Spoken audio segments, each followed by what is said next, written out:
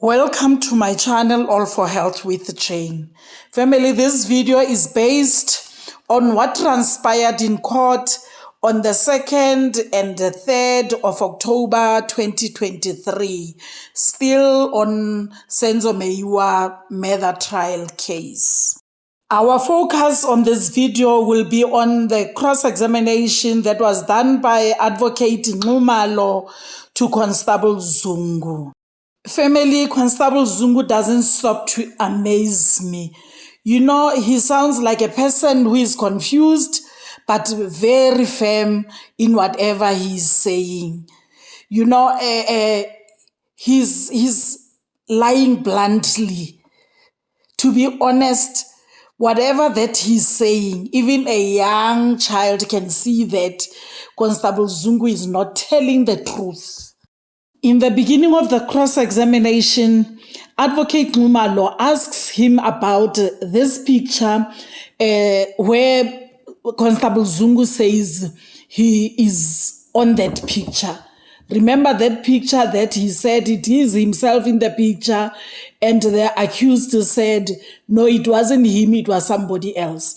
Now, Advocate Nxumalo asks Constable Zungu that who was taking this picture.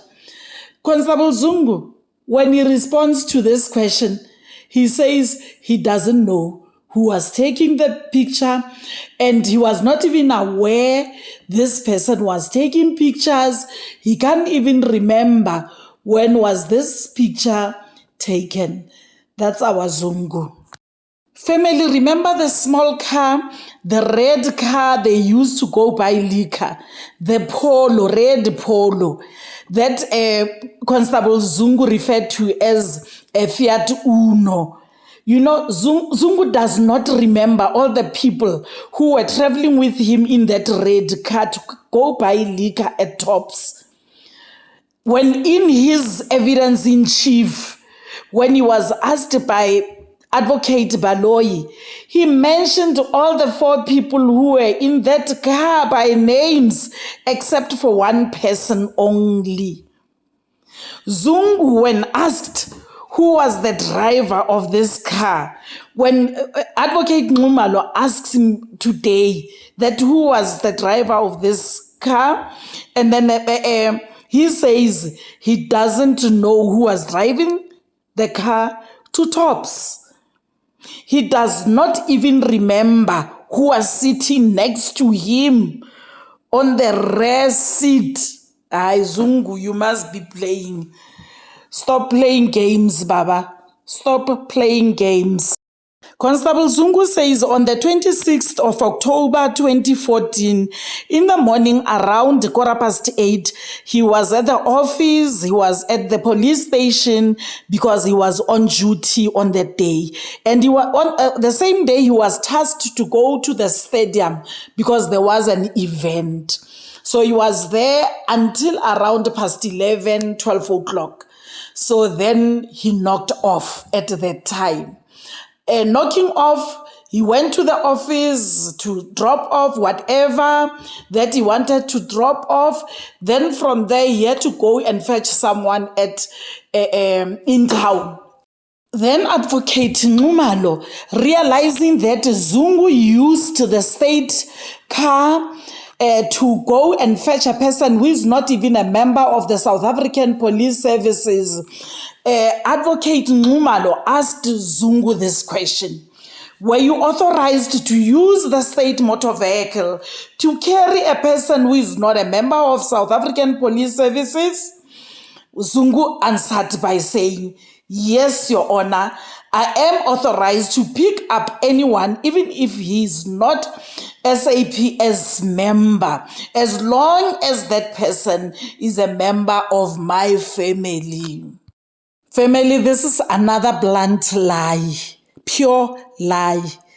There is no state asset that needs to be used for our personal gain. Never. I don't agree with Constable Zungu here.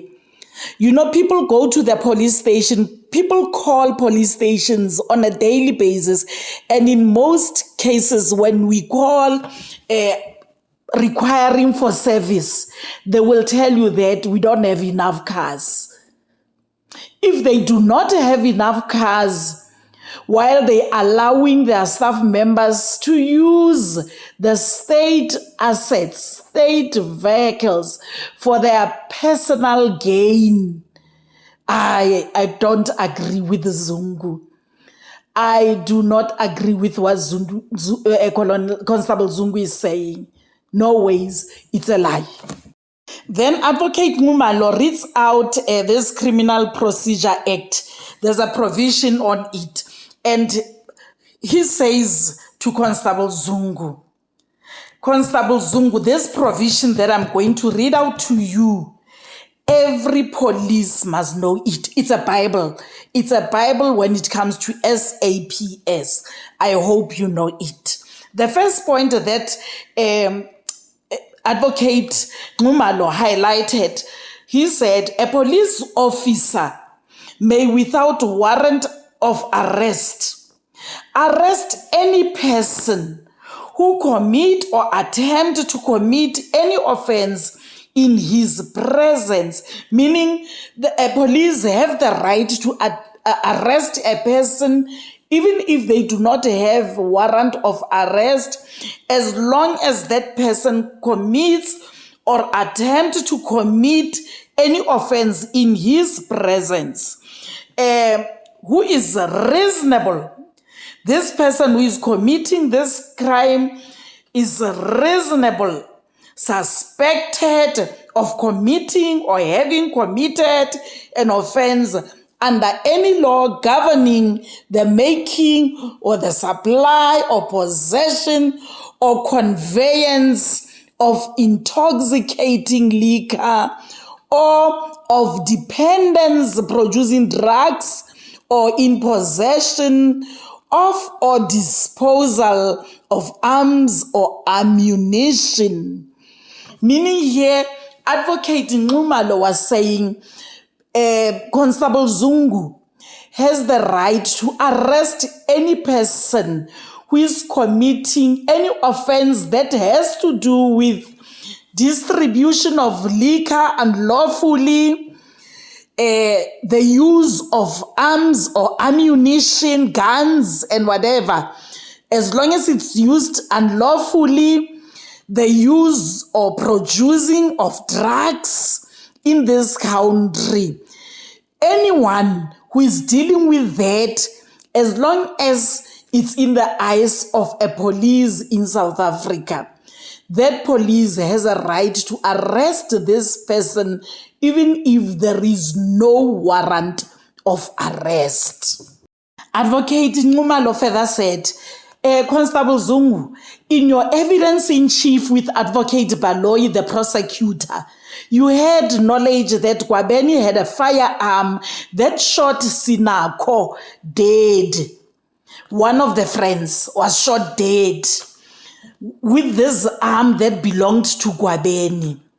Zungu agrees that he knew about this firearm that Gwabeni had, but how Gwabeni must use that firearm, he did not have the knowledge. We're talking about the legal official police here. Guys, we're talking about legal official police officer here. He does not know the conditions of how firearms owners must use their guns. A person who is being trained, a person who is supposed to have the knowledge when it comes to, the ownership of guns, the use of guns, and all that. But he says he does not know. Zungu ends up refusing to give more clarity about how Sinako was shot and when was he shot, as well as how Gwabeni is involved in this. And because it's his right not to, then he refuses to say it.